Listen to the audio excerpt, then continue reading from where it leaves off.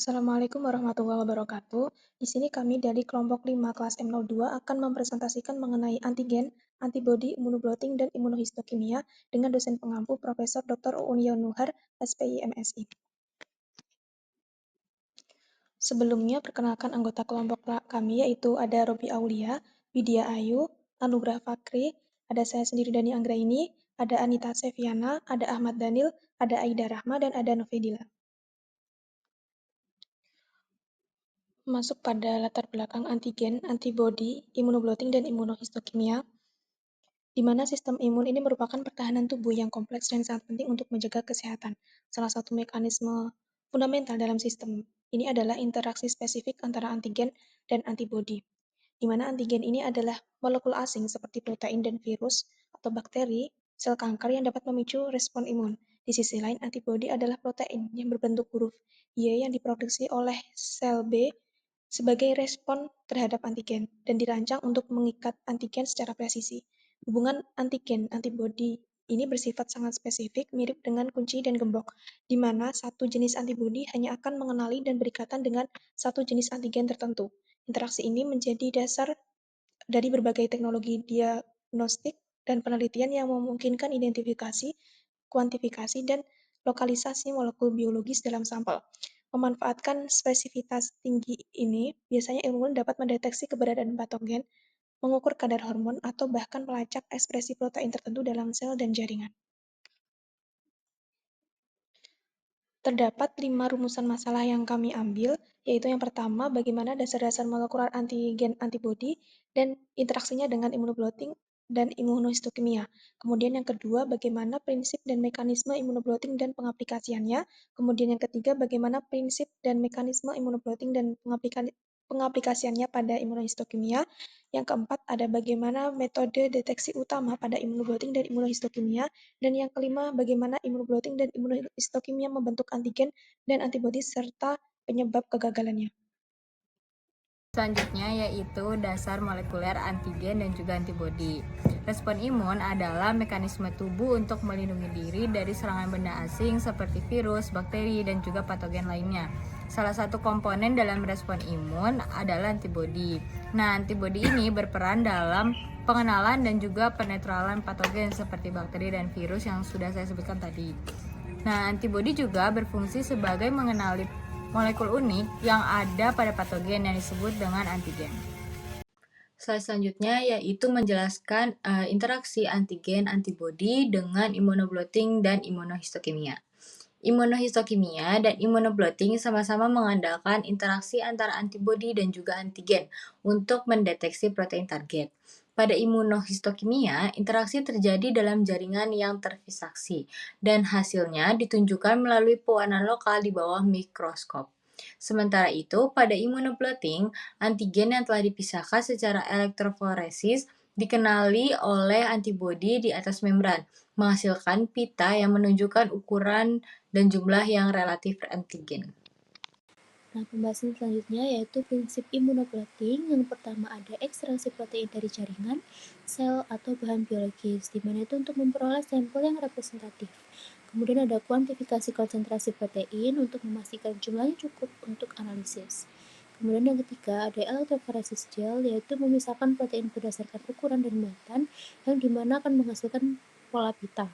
Kemudian yang keempat ada transfer ke membran, itu protein dipindahkan dari gel ke membran dengan afinitas yang tinggi. Kemudian ada blokir membran, yaitu mencegah ikatan non-spesifik, misalnya dengan albumin. Selanjutnya ada deteksi antigen, yaitu antibodi primer yang mengenali protein target. Selanjutnya ada antibodi sekunder berlabel chemiluminescent atau fluoresensi untuk memperkuat sinyal. Selanjutnya ada pengembangan sinyal, yaitu untuk menghasilkan pita protein yang dapat dilihat. Yang terakhir yaitu kuantifikasi pita, di mana analisis intensitas dengan software densitometrik. Pembahasan selanjutnya yaitu mekanisme dan aplikasi imunobloting. Untuk mekanisme imunobloting sendiri itu ada beberapa tahap. Yang pertama ada ekstraksi protein seluler. Kemudian yang kedua ada kuantifikasi dan elektroforesis. Yang ketiga ada transfer ke membran. Yang keempat ada pemblokiran membran. Yang kelima ada deteksi antigen. Yang keenam inkubasi dengan antibodi sekunder. Yang ketujuh ada pengembangan dan deteksi sinyal. Dan yang terakhir ada kuantifikasi dengan densitometri.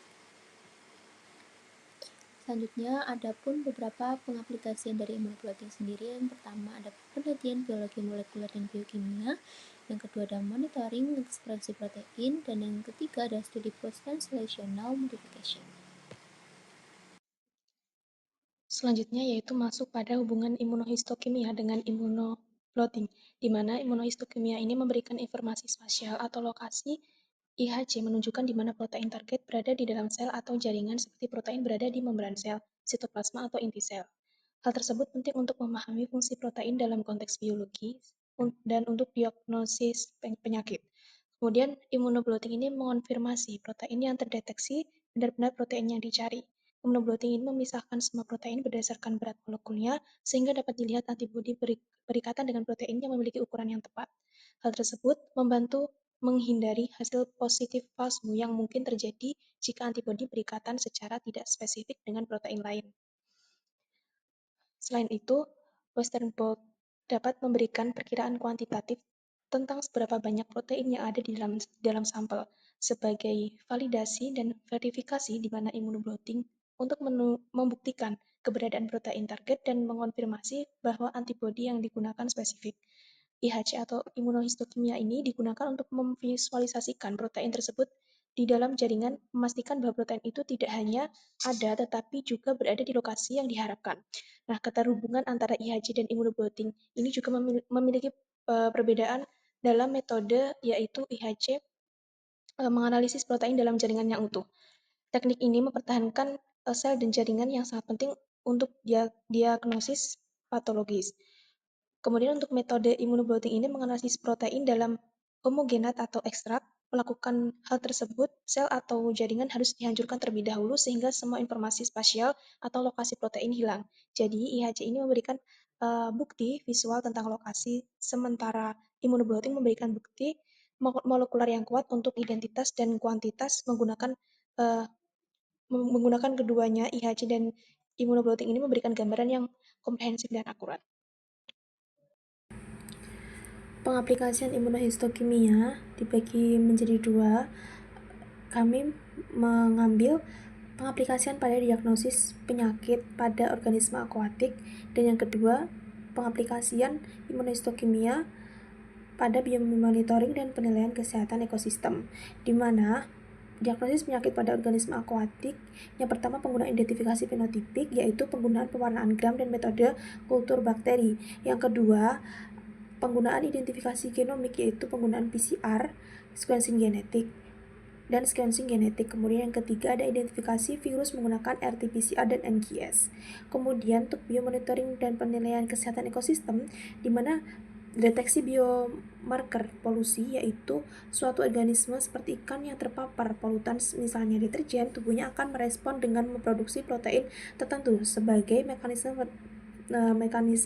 pertahanan diri. IHC dapat digunakan untuk mendeteksi dan mengatur ekspresi protein-protein ini seperti INOS yang berfungsi sebagai biomarker atau penanda dini adanya pencemaran. Selain itu, IHC juga digunakan untuk penelitian biologi akuatik, yaitu mempelajari fungsi organ menggunakan IHC untuk memvisualisasikan protein fungsional pada organ-organ spesifik seperti ekspresi protein yang terkait dengan metabolisme atau imunitas. Untuk mempelajari perkembangan organisme menggunakan IHC dapat membantu melacak perubahan protein pada tahap-tahap perkembangan ikan atau hewan air lainnya. Kemudian memberikan wawasan tentang proses biologis yang kompleks.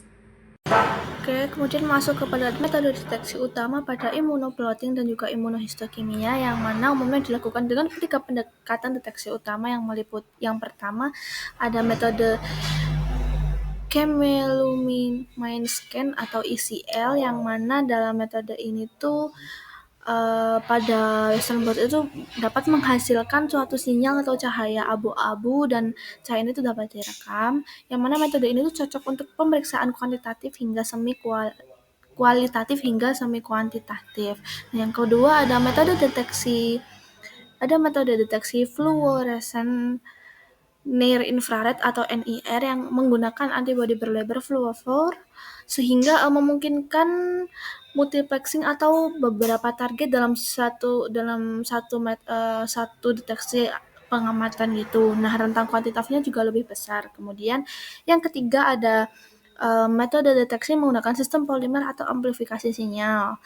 Yang mana di sini tuh metode ini tuh memperbanyak label perikatan antibodi sehingga hal itu membuat sensitivitas pada target itu berdensitas rendah. Nah, untuk memilih metode yang digunakan pada deteksi itu tergantung pada kebutuhan sensitivitas, kemudian kemampuan multiplex, ketersediaan peralatan di laboratorium serta downstream di mana pada analisisnya itu diperlukan analisis kualitatif atau kuantitatif.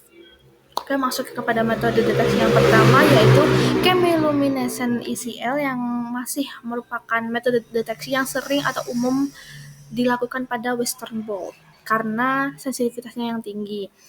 Nah, pada metode ini tuh enzim HRP pada antibodi sekunder itu akan mengoksidasi substrat luminol, nah sehingga dapat memancarkan cahaya yang dapat direkam oleh oleh film atau kamera CCD atau CMOS. Nah, seperti yang saya sebutkan tadi bahwa pada metode ini sensitivitasnya itu tinggi. Nah, sensitivitas tinggi ini juga dipengaruhi oleh substrat yang digunakan ketika melakukan deteksi. Kemudian selain itu pemilihan substrat pada metode ini tuh juga penting sehingga itu mempengaruhi kekuatan dan kinetika sinyal ketika metode deteksi ini dilakukan. Kemudian dari metode ini sendiri itu memiliki kelebihan yang mana yang sudah saya sebutkan, sensitivitasnya tinggi, kemudian dapat melakukan multiple exposures, kemudian ada stripping atau reprobing pada membran. Nah, di samping itu metode ini juga memiliki kekurangan yang mana kekurangannya itu rentang kuantitatifnya itu dapat sempit atau menyempit pada kondisi tertentu sehingga menyebabkan potensi background apabila kondisi antibodi atau substratnya itu tidak dioptimalkan. Nah, untuk memperoleh data atau hasil yang dapat dipercaya pada metode ini tuh harus dilakukan dengan optimasi antibodi, terus ada pemilihan substrat yang tepat, multiple exposures, dan juga kontrol pada loading.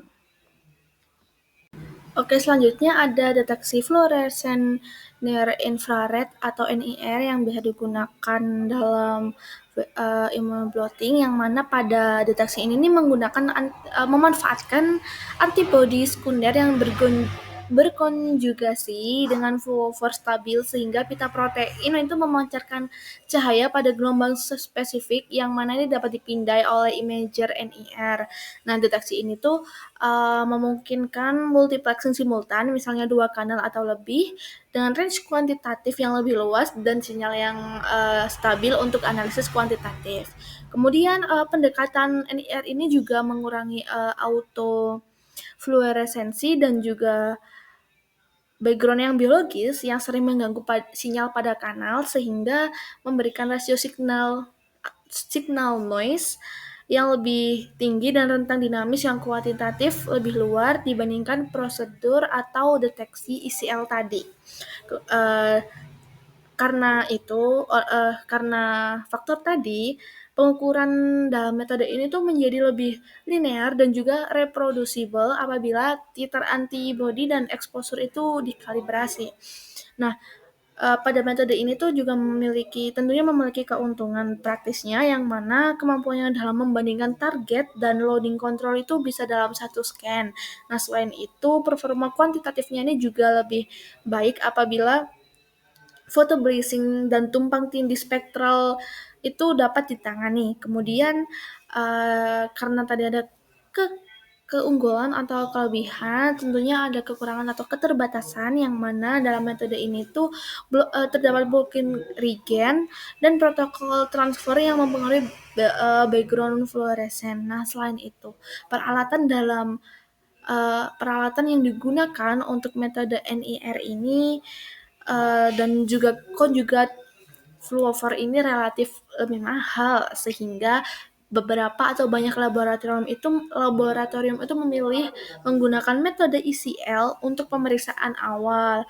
Nah, tapi mereka juga dapat beralih ke metode NIR apabila membutuhkan kuantifikasi yang akurat atau membutuhkan multiplexing. Kemudian selanjutnya untuk deteksi pada imunohistokimia atau IHC ini terdapat beberapa macam juga teman-teman, yang mana dalam imunohistokimia konvensional ini sering menggunakan enzim HRP atau AP yang mengubah kromogen seperti DAB menjadi endapan berwarna di lokasi antigen, yang mana endapan ini tuh bersifat alkohol insoluble dan stabil sehingga mudah terlihat apabila berada di mikroskop cahaya ketika diamati. Nah, warna ini tuh stabil teman-teman, sehingga membuat metode kromogenik sangat cocok untuk patologi diagnostik rutin dan studi histopatologi, yang mana pada ini tuh di pewarnaan permanen itu diperlukan. Akan tetapi untuk metode ini tuh hasil kuantitatif berbasis DAB ini perlu distandarisasi kembali agar dapat dibandingkan antar lot atau antar lab. Nah, untuk sekarang ini banyak beberapa alat dan perangkat lunak open source atau yang terbuka itu tersedia untuk membantu kuantifikasi objektif dari DAB. Nah, kemudian ada sistem polimer, yang mana sistem polimer ini menggantikan metode avidin biotin konvensional dengan konjugat polimer yang membawa banyak enzim per ikatan antibodi. Jadi sehingga meningkatkan sensitivitas dan juga mengurangi kebutuhan memblok biotin endogen. Kemudian ender ini tuh memperpendek step atau waktu prosedur dan menurunkan variasi antar operator. Nah, untuk kebutuhan atau keperluan sensitivitas yang tinggi dan multiplexing jaringan, teknik amplifikasi seperti Pyramid Signal Amplification atau TSA ini sangat memungkinkan peningkatan sinyal yang besar, dan kemudian itu dapat dikombinasikan dengan imunofluoresensi multiplex atau metode MIHC, yang mana dari TSA sendiri ini juga memiliki keunggulan, yang mana sensitivitasnya yang tinggi, kemampuan multiplexing spasial yang kaya. Nah, selain itu dalam TSA sendiri ini juga tentunya memiliki beberapa kekurangan atau keterbatasan, seperti kebutuhan multispectral imaging untuk memisahkan spektrum fluover yang tumpang tindih. Kemudian terdapat juga resiko peningkatan background apabila langkah quenching atau peroksidase ini tidak tuntas. Nah, untuk metode IHC atau imunohistokimia ini, pemilihan antara metode kromogenik, imunofluoresen, dan juga TSA atau polimer ini juga harus mempertimbangkan tujuan diagnostik dan juga riset, terus mempertimbangkan kemampuan analisis citra, serta resiko cross-reactivity atau autofluorensi jaringan. Selanjutnya kita masuk ke dalam pembahasan materi immunoblotting dan immunohistochemia, di mana dengan nama lain Western blot atau IHK, di mana dalam hal tersebut tidak membutuhkan antigen maupun antibodi, melainkan memanfaatkan interaksi spesifik antara antigen dan antibodi.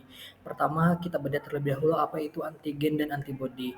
Seperti yang kita ketahui, kalau antigen itu merupakan molekul target, biasanya protein yang ingin dideteksi. Jadi nanti antigen ini yang dimasukkan ke dalam antibodi. Nah, antigen ini berasal dari jaringan, sel, atau organisme perairan, misalnya protein ikan berupa mikroalga atau bakteri laut. Kalau antibodi itu sendiri dibentuk oleh sistem imun hewan inangnya setelah disuntikan antigen tertentu dalam proses imunisasi. Jadi antibodi ini di luar dari metode, bukan saat immunoblotting maupun dari immunohistochemia saat berlangsung seperti itu. Jadi nggak ada keterkaitan antara immunoblotting sama immunohistochemia terhadap pembentukan antigen maupun antibodi. Kemudian kita masuk ke dalam pembagian dari immunoblotting atau Western blot, di mana terdiri atas 4. Protein sampel itu dipisahkan dengan STS-phage, kemudian dipindahkan ke membran PVDV, di mana membran diinkubasi dengan antibodi primer yang mengenali antigen target. Kemudian ditambahkan antibodi sekunder yang terikat enzim atau terikat dari labelnya. Nanti menghasilkan sinyal atau warna untuk mendeteksi keberadaan dari antigennya. Berbeda dengan imunohistochemia, itu di mana jaringan atau sel itu difiksasi di slide kaca yang di mana dari antigen dalam jaringan itu dikenali oleh antibodi primernya. Nah, kalau misalnya antibodi yang sekundernya itu menggunakan label enzim atau fluorokrom yang menempel pada antibodi primer. Kemudian terjadi reaksi visual yang menunjukkan lokasi antigen dan jaringan. Nah, dari ini blotting sama IHK ini tidak menghasilkan antigen maupun antibodi, tapi keduanya bekerja dengan prinsip pengikatan spesifik antigen antibodi. Jadi nggak ada terkaitan terhadap membentuk antigen maupun antibodi. Nah, dari immunoblotting sama IHK ini itu prinsipnya juga untuk mendeteksi, mengidentifikasi, atau memvisualisasikan protein targetnya. Baik teman-teman, selanjutnya kita masuk ke penyebab kegagalan imunoblotting dan imunohistokimia dalam membentuk antigen dan antibodi. Di mana penyebab kegagalan ini terbagi menjadi 3 faktor. Yang pertama itu adalah faktor praanalitik. Faktor praanalitik ini misalnya antigen rusak karena proses fiksasi yang berlebihan atau juga bisa kurang tepat. Atau juga bisa embedding parafin yang dapat merusak struktur antigen itu sendiri. Kemudian ada faktor analitik. Faktor analitik ini seperti antibodi primer yang tidak tervalidasi, konsentrasi antibodi yang salah, atau kondisi antigen retrieval yang tidak sesuai. Jadi pada Western blot, itu bisa jadi kegagalan transfer itu, protein ke membran juga bisa menyebabkan hasil yang kosong, teman-teman. Yang ketiga, itu ada faktor intrinsik atau antigen atau antibodi, di mana faktor dari antigen dan antibodi itu sendiri. Antibodi ini bisa gagal mengenali antigen kalau epitop hilang saat denaturasi. Atau juga bisa kalau antigen mengalami modifikasi seperti glikosilasi dan fosforilisasi yang mengubah bentuk epitop. Selain itu, antibodi dengan afinitas rendah atau yang cross-reaktif juga bisa menimbulkan sinyal yang palsu. Jadi dampak utamanya itu berupa false negatif ketika antigen ada tetapi tidak terdeteksi, dan false positif ketika sinyal muncul akibat ikatan spesifik. Jadi ketika validasi antibodi dan potensi ini prosedurnya sangat diperlukan untuk menghindari kegagalan-kegagalan yang mungkin terjadi ketika membentuk antigen antibodi. Kemudian masuk ke dalam topik optimisasi dan troubleshooting immunoblotting, di mana di sini ada beberapa kategori teman-teman. Yang pertama itu kita membahas tentang sinyal lemah atau tidak ada bandnya. Nah, penyebabnya itu karena protein yang dimasukkan itu atau yang digunakan itu terlalu sedikit sehingga transfernya gagal dan antibodinya rusak. Nah, kalau misalnya solusinya itu teman-teman dapat melakukan tambahan loading, jet transfer dengan Ponseu, kemudian titrasi antibodi maupun menggunakan kontrol positif. Kemudian ada troubleshootingnya itu backgroundnya tinggi. Kenapa? Karena blockingnya kurang, antibodi terlalu pekat, maupun dari wasting atau pencuciannya itu terlalu singkat. Dari solusinya itu kita mengganti blokernya. Misalnya dari susu atau milk itu bisa di switch menggunakan PSA, kemudian mengurangi konsentrasi antibodi dan memperbanyak wasting. TBST. Kemudian di sini ada juga banyak band yang kurang spesifik karena antibody yang kurang spesifik ini akan overloading juga dan proteolisis. Nah, solusinya itu kita pakai antibody yang valid, kurangi loading dan tambahkan protease inhibitor. Kemudian ada smear atau bandnya itu pecah. Itu dapat menyebabkan proteinnya rusak, gel transfernya jelek, ataupun terjadi bubble saat prosesnya. Kemudian untuk solusinya itu kita pakai protease inhibitor, kemudian menghindari overbuilding dan hilangkan gelembung saat melakukan proses transfer. Di sini juga ada kategori troubleshooting-nya itu karena band tergeser MW. Nah, itu penyebabnya karena modifikasi atau fosfoglyconya ini, kemudian reduksinya itu kurang lengkap, teman-teman. Solusinya itu coba melakukan kondisi dengan reducing versus non-reducing. Nah, itu akan menjadi pembanding modifikasi atau reduksinya itu. Kemudian menggunakan enzim deglycosylation gitu untuk melakukan dari troubleshooting yang bergeser MW ini. Kemudian kita ada troubleshooting transfernya tidak merata karena ada bubble atau gelembung, kemudian ada transfer time yang tidak sesuai. Nah, solusinya ini pastikan membernya rata dan sesuai dengan waktu atau tegangan dari transfer yang kita lakukan. Kemudian ada variasi antar lane. Nah, itu karena loadingnya tidak setara dan dilakukanlah solusi menggunakan housekeeping protein untuk normalisasi. Baik teman-teman, selanjutnya ini ada teknik labeling dan visualisasi dari imunohistokimia dan immunoblotting, di mana imunohistokimia ini pada umumnya memakai enzim HRP atau AP dengan substrat DAB yang menghasilkan endapan berwarna. Kemudian alternatif lain itu adalah fluorofor pada antibodi sekunder untuk melakukan pewarnaan fluoresen yang dapat melakukan analisis multiplex dengan resolusi yang tinggi. Kemudian sensitivitas pada antigen berdensitas rendah ini dapat ditingkatkan dengan metode tiramid signal amplification. Kemudian immunoblotting atau Western blot. Visualisasi ini itu dilakukan dengan antibodi sekunder berlabel HRP yang bereaksi dengan substrat chemolumination sehingga memancarkan cahaya yang ditangkap kamera CCD. Western blot ini juga menggunakan label fluorescent near infrared yang lebih kuantitatif, memiliki rentang dinamis yang luas, dan dapat mendeteksi beberapa protein secara bersamaan. Jadi, teman-teman, pemilihan metode labeling dan visualisasi ini sangat bergantung pada kebutuhan penelitian, tingkat sensitivitas yang diinginkan, dan instrumen laboratorium yang tersedia. Jadi, kombinasi metode enzimatik dan fluoresen itu memberikan fleksibilitas tinggi baik untuk tujuan diagnosis maupun dari penelitian biologi molekuler.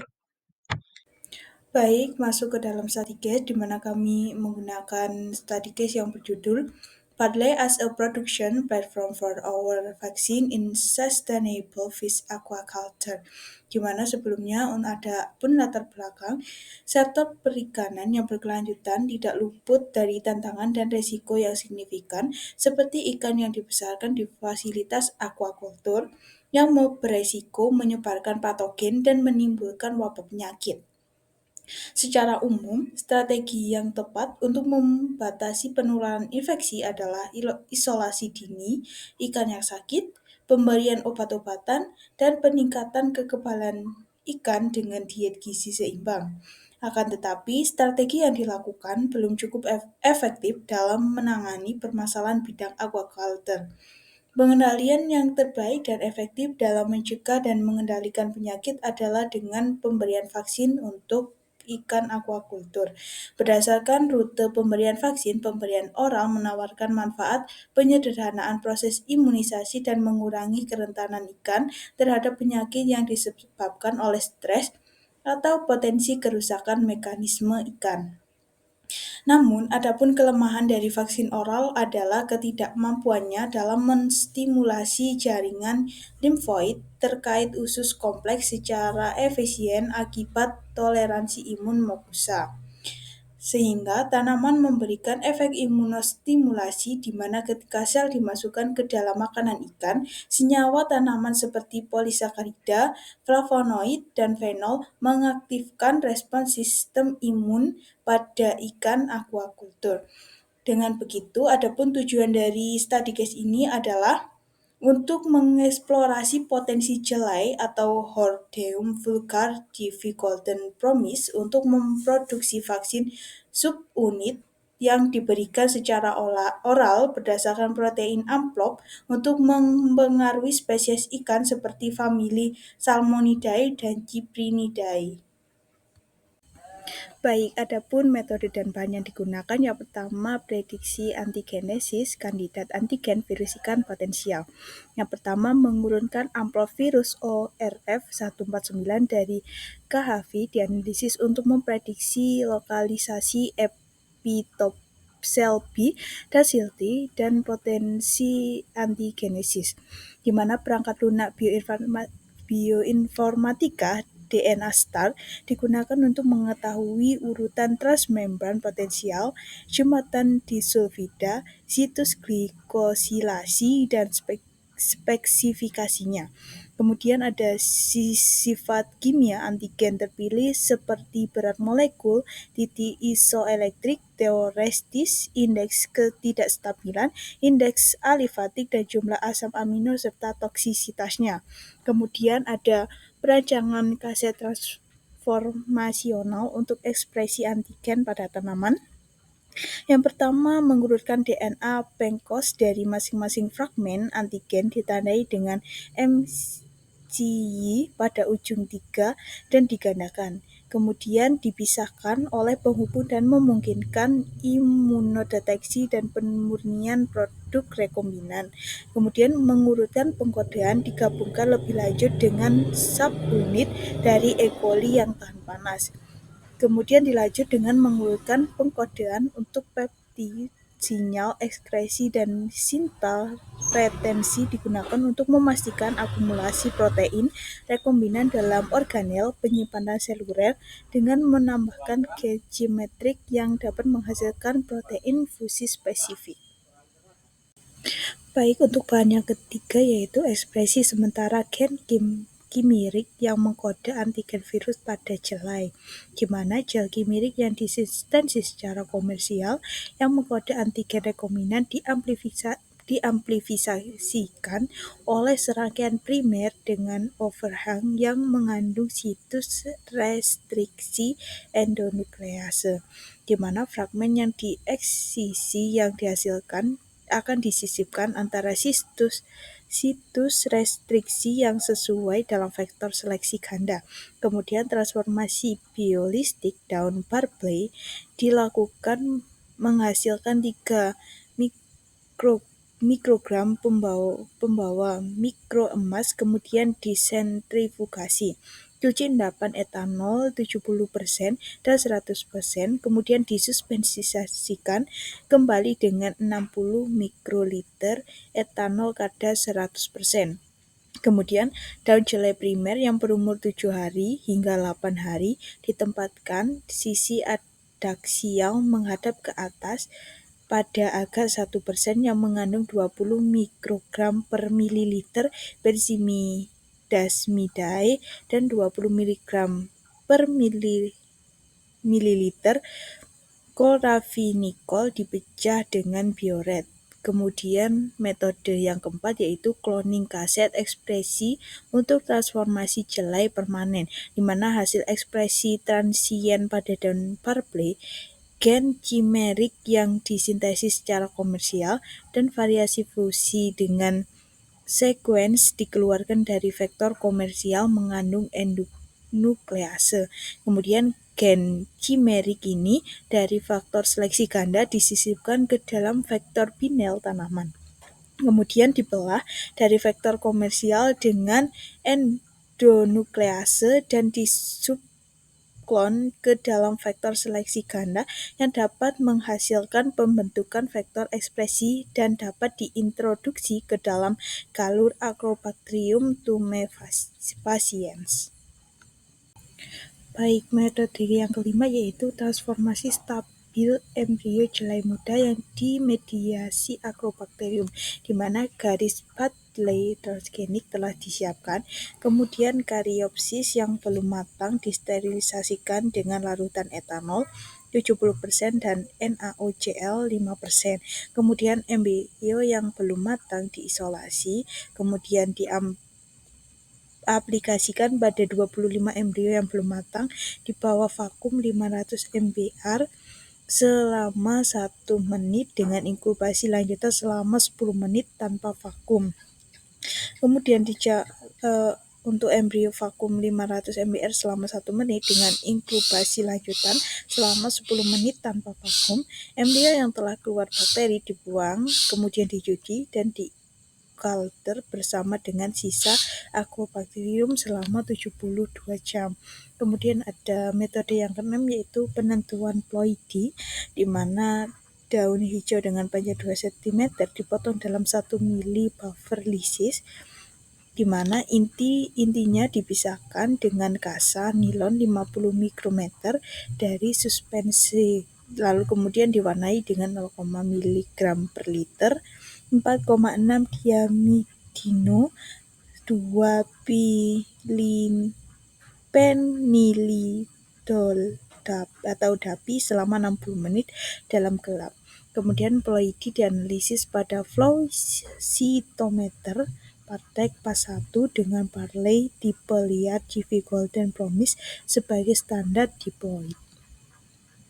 Kemudian metode ketujuh yaitu seleksi jalur Parley transgenik independen dan penentuan jumlah integrasi transgen, di mana DNA genom diekstraksi menggunakan protokol yang dipublikasi dengan beberapa variasi, seperti daun Parley, beku, kemudian diserbuk, dan 20 Ng serbuk ini dicampur dengan 800 mikroliter buffer ekstraksi DNA genom, di mana DNA genom ini diendapkan dari fase air dengan menambahkan 1 volume isopropanol dan 1/10 volume natrium asetat 3M dengan pH 5,2.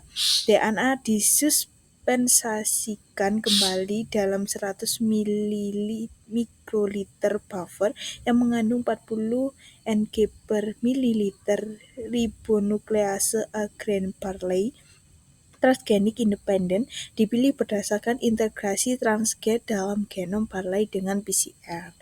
Jumlah salinan transgen ini dalam bentuk genom Parley ditentukan dengan Southern Blot sesuai dengan instruksi yang diberikan dalam manual aplikasi DIG untuk hibridasi filter, di mana fragmen DNA genom dipisahkan pada gel agarose 0,8% dan ditransfer ke membran protein nilon 66 tipe B positif. Membran dicuci dengan buffer DIG Vasihib atau Rohi selama 4 jam pada suhu 46 derajat Celcius. Yang ke-8, metode ke-8 yaitu seleksi galur Parley homozigot, di mana kariopsis yang belum matang dari seluruh spik disterilisasikan dengan larutan etanol 70% dan NaOCl 5%. Kemudian embrio diisolasi direndam dalam larutan air hygromycin B sebesar 50 mg per liter selama 20 menit dan ditempatkan pada sisi skutelum menghadap ke bawah pada media regenerasi padat dengan hygromycin B sebanyak 50 mg per liter. Kemudian setelah 3 hari inkubasi pada suhu 24 derajat Celcius di bawah kerapatan flux foton 136 mikromol per meter persegi per sekon selama 16 jam. Tanaman dari mana semua embrio berkecambah dipilih yang mengekspresikan antigen yang difusi dengan GFP ditentukan berdasarkan fluoresensi hijau pada bijinya. Kemudian potonglah vertikal semua biji dari seluruh bulir jelai disiapkan dan diamati di bawah stetoskop fluoresensi. Kemudian metode yang ke-9 yaitu immunoblotting antigen rekombinan turunan tumbuhan, di mana untuk mendeteksi ekspresi antigen rekombinan pada jelai biji yang diserbukkan dalam nitrogen cair dicampurkan dengan buffer Limely 2 kali dan diinkubasi pada suhu 100 derajat Celcius selama 10 menit. Kandungan protein rekombinan dalam bentuk biji-bijian liofilisasi dari jalur jelai homozigot yang ditunjukkan untuk imunisasi oral ikan mas sebanyak 10 mg pupuk halus dicampur dengan buffer Limely 1 kali dengan rasio 1:500. Kemudian diinkubasi pada suhu 100 derajat Celcius selama 10 menit dengan sentrifugasi pada kecepatan 20.000 gram selama 10 menit. 10 mikroliter ekstrak protein dipisahkan menggunakan SDC batch dan diplotting pada membran. Nah, membran ini diblok dengan susu klaim 5% lemak dalam TBSD selama 2 jam. Kemudian diblokir lagi dengan antibodi primer 6 kali Higgs-tag monoklonal. Kemudian antigen yang diencerkan dengan rasio 1:20 ribu dan antibodi sekunder yang diijarkan dengan rasio 1:5.000. Keduanya diblok dengan susu skim 1% lemak dalam TBST. Kemudian ada metode yang ke-10 yaitu ikan, di mana ikan mas dengan jumlah 18 ekor, bebas patogen dengan panjang 60 cm, berat 50 gram, dan umur kurang lebih dari 2 tahun ini menjadi sebagai indikator percobaan. Kemudian 18 jumlah ekor ikan akan dibagi menjadi 2 kelompok yang dipelihara dengan tangkapan 60 liter di bawah fotoperiode 12 jam terang dan 12 jam gelap pada suhu air 21 derajat Celcius. Kemudian mengukur kualitas air seperti oksigen, pH, amonia, nitrat, nitrit dipantau setiap hari menggunakan prob dan uji titrasi. Ikan diberi pakan berbasis ikan mas komersial tanpa aditif dengan dosis harian 2% dari biomasa. Metode selanjutnya yaitu imunisasi ikan, di mana Cryopsis parley pada tahap perkembangan susu akhir yang mengekspresikan dikumpulkan, kemudian dikerai dalam freezer dan digiling. Bahan yang telah digiling diayak melalui saringan 10 mikrometer untuk mendapatkan bubuk halus. Bubuk tersebut dicampur dengan pati jagung dan air dalam rasio 1:1:1 dan 1 ml campuran.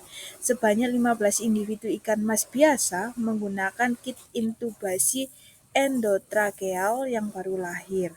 Kemudian ada 3 ekor ikan untuk kontrol dengan tidak diobati.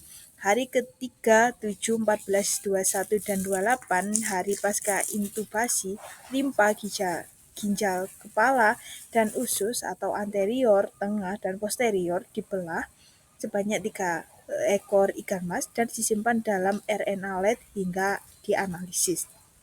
Kemudian untuk metode selanjutnya yaitu analisis ekspresi gen transkrip imunoglobin, di mana untuk mengevaluasi perubahan dalam tingkat ekspresi imunoglobin, ekspresi IgM dan IgS diukur dengan reaksi berantai. Ekspresi gen target ini dihitung relatif terhadap gen housekeeping B-aktin, di mana RNA diisolasi dari jaringan yang dibedah menggunakan RNA-seq, minikit atau kiagen.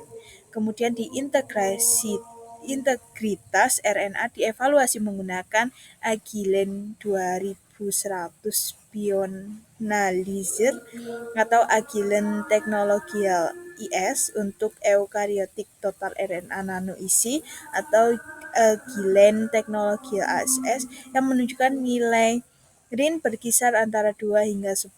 Nah, 10 ng RNA per spesimen menjalani transkriptor high fidelity cDNA sintetik sesuai dengan rekomendasi produsen dan menggunakan program thermosilin NTG atau kontrol non-template dan non-RT atau min-RT non-reverse transcripts disertakan. Untuk pengukuran duplikat teknis dilakukan pada QuickStudio A atau Applied Biosystem Phosphor CT-CAIS. Kemudian dilakukan PCR dengan 2 mikroliter cDNA yang diencerkan 10-20 kali lipat dengan perbedaan 0,5 siklus. Selanjutnya kita masuk pada hasil dan pembahasan. Pada tahap awal ini, kita mulai dari investigasi fragmen protein antigen dari 4 virus ikan utama, yaitu KHV, SVCV, ISAV, dan SAF. Dari analisis bioinformatika, berhasil ditemukan fragmen protein yang berpotensi tinggi seperti ORF149 dari KHV, YP dari SVCV, HE dari ISAF, dan E2 dari SAV. Fragmen yang kita pilih punya skor antigenetis tinggi, bersifat non-toksis, dan juga mengandung epitope B-sel dan T-sel potensial. Ini penting karena epitope tersebut adalah titik pengenalan utama sistem imun untuk merespon infeksi. Nah, selain itu, hasil pemodelan 3D menunjukkan bahwa fragmen tersebut terekspos di permukaan protein. Jadi, sistem imun ikan bisa dengan mudah mengenalinya jika dijadikan vaksin. Yang menarik adalah bahwa proses seleksi antigen ini tidak cukup hanya dengan proses urutan DNA atau protein. Posisi spasial fragmen dalam protein aslinya nyata berperan besar. Antigen yang stabil dan terekspos di permukaan lebih mungkin menstimulasi pembentukan antibodi yang protektif. Nah, tahap berikutnya yaitu verifikasi kaset transformasi menggunakan sistem experience transient di Berlin. Nah, di sini kita coba mengekspresikan antigen dengan bantuan GFP sebagai penanda fluoresensi. Hasilnya, tiga protein rekombinan yaitu RGP, RHE, dan RE2 berhasil diproduksi di daun barley, ditunjukkan dengan sinyal fluoresensi hijau. Sementara itu, RORF149 gagal diekspresikan meskipun diuji berulang kali. Kemungkinan besar karena terjadi salah lipat protein atau misfolding sehingga protein cepat terdegradasi. Nah, pesan penting dari tahap ini adalah prediksi bioinformatika tidak selalu menjamin keberhasilan ekspresi protein di sistem inang. Oleh karena itu, validasi eksperimental tetap menjadi langkah penting sebelum kita melanjutkan ke transformasi stabil yang lebih kompleks. Setelah melalui tahap ekspresi transien, kita masuk ke transformasi stabil menggunakan Agrobacterium pada embrio barley. Hasilnya, kita berhasil menghasilkan tanaman transgenik generasi T0. Keberadaan gen target dikonfirmasi dengan PCR, sehingga kita tahu bahwa integrasi transgen memang berhasil terjadi. Menariknya, tingkat efisiensi transformasi berbeda-beda untuk setiap antigen. Misalnya, RHE punya efisiensi paling tinggi sekitar 4,8%, sedangkan RGP justru sangat rendah, hanya 0,3%. Variasi ini menunjukkan bahwa setiap konstruk transgen memiliki tingkat penerimaan yang berbeda oleh sistem barley. Faktor yang mempengaruhi bisa berupa ukuran gen yang ditransfer, stabilitas protein hasil ekspresinya, atau dampaknya terhadap fisiologi tanaman inang. Nah, di samping itu, tabel hasil analisis fisiokimia protein rekombinan memberikan informasi tambahan. Kita lihat bahwa RHE dan RGB memiliki indeks ketidakstabilan di bawah nilai kritis yang artinya relatif stabil untuk diekspresikan dalam barley. Sementara itu, RE2 punya nilai 51 yang menunjukkan kecenderungan kurang stabil. Nilai indeks alifatik yang tinggi pada RGB dan RHE menunjukkan kestabilan normal, sedangkan nilai grafi negatif mengindikasikan sifat hidrofilik yang mendukung kelarutan protein. Jadi, data molekuler dan data fisiokimia ini saling melengkapi. Keduanya menjelaskan mengapa efisiensi transformasi berbeda-beda. Walaupun begitu, keberhasilan menghasilkan tanaman T0 tetap merupakan capaian besar karena ini adalah langkah pertama menuju generasi selanjutnya, T1 dan T2. Nah, pada tahap ini fokus utama kita adalah memilih tanaman T0 yang bisa diekspresikan dengan baik untuk dilanjutkan ke generasi T1. Salah satu hal paling penting yang ditemukan di tahap ini adalah peran promoter konstitutif ZMUBIP memang bisa mengarahkan ekspresi antigen, tetapi hasilnya sangat lemah. Sinyal fluoresesinya baru terlihat kalau kita menggunakan ekspresor lama. Sebaliknya, ketika kita menggunakan promoter spesifik endosperma, yaitu ASGLO1P, hasilnya jauh lebih kuat. Dengan ekspresor singkat saja, sinyalnya fluoresesinya sudah jelas terlihat.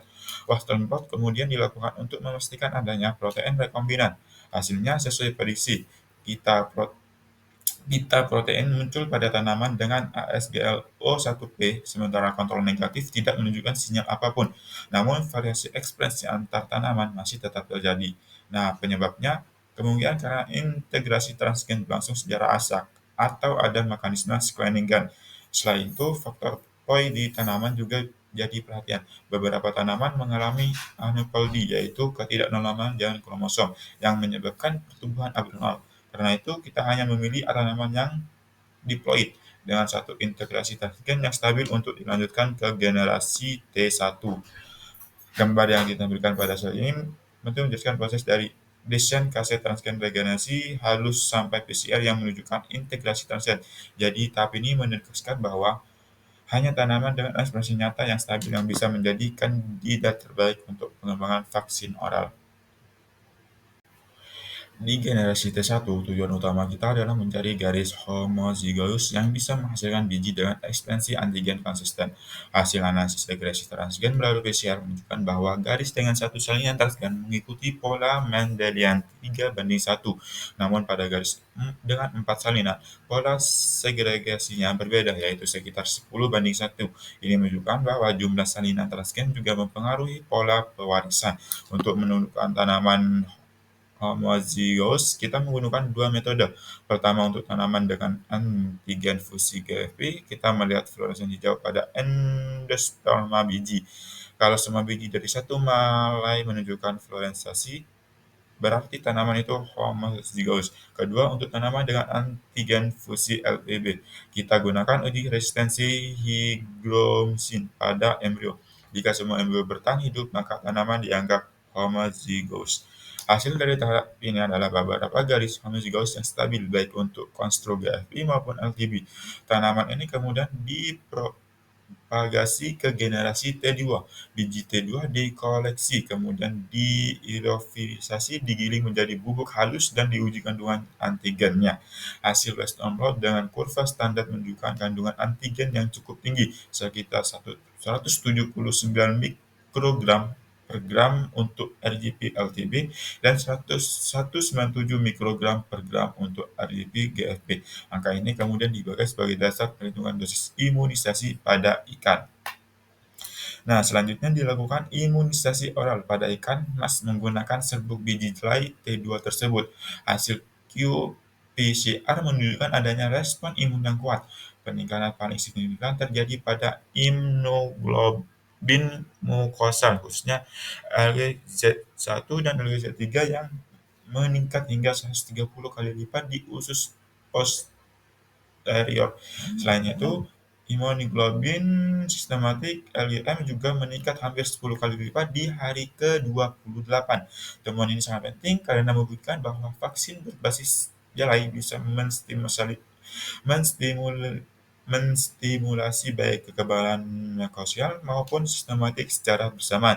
Jadi vaksin ini tidak hanya bekerja di saluran pencernaan, tetapi juga memperkuat sistem imun tubuh secara keseluruhan. Platform ini bisa menjadi solusi praktis dan peluncuran untuk vaksinasi ikan. Nah, pada slide ini menampilkan bukti eksperimental dari transformasi stabil pada jelai. Panel D memperlihatkan desain kaset transgen yang berisi gen antigen FEP dan FAE difusikan dengan LTP dan GSP yang ditambahkan tag deteksi seperti 6 kali HIS dan MYC. Panel E memperlihatkan tahapan regenerasi kalus. Di minggu keempat setelah transformasi, kalus tahan seleksi sudah mulai terlihat pada media hygromycin. Kemudian di minggu ke-8, planet transgenik berhasil tumbuh. Panel F menunjukkan hasil PCR diagnosis memastikan adanya integrasi transgen. Pita DNA sesuai ukuran target muncul di beberapa sampel tanaman transgenik, sedangkan pada kontrol negatif tidak ada pita sama sekali. Kontrol positif plasmin juga sesuai ekspektasi. Nah, data ini memberikan bukti yang kuat bahwa proses transformasi berhasil menghasilkan tanaman jelai transgenik yang membawa gen antigen virus ikan. Nah, pada slide terakhir, hasil dari pembahasan ini memberikan bukti nyata ekspresi protein rekombinan di dalam biji jelai transgenik. Panel A memperlihatkan variasi intensitas fluoresasi GFP pada endosperma biji yang mengekspresikan RGP-GFP dan RHI-GFP. Kita bisa melihat dengan jelas bahwa promotor ASE-LO4E jauh lebih efektif daripada ZMUBIP karena menghasilkan sinyal fluoresensi yang lebih kuat. Ini kembali menegaskan pentingnya pemilihan parameter yang tepat dalam sistem ekspresi tanaman. Panel B memperlihatkan hasil Western blot. Nah, pada panel B memperlihatkan hasil Western blot. Kita bisa melihat protein dengan ukuran sesuai prediksi, mulai dari 15 hingga 43 kDa untuk RGP, RGP-LTB, RHE, dan RHI-LTB. Pita-pita ini tuh Pita-pita ini muncul jelas pada garis transgenik, tetapi tidak terlihat pada kontrol negatif. Variasi intensitas antar garis menunjukkan bahwa tingkat ekspresi juga dipengaruhi oleh lokasi integrasi transgen dalam genom. Nah, kesimpulannya, antigen rekombinan berhasil diproduksi dalam jumlah signifikan di endosperma biji jelai.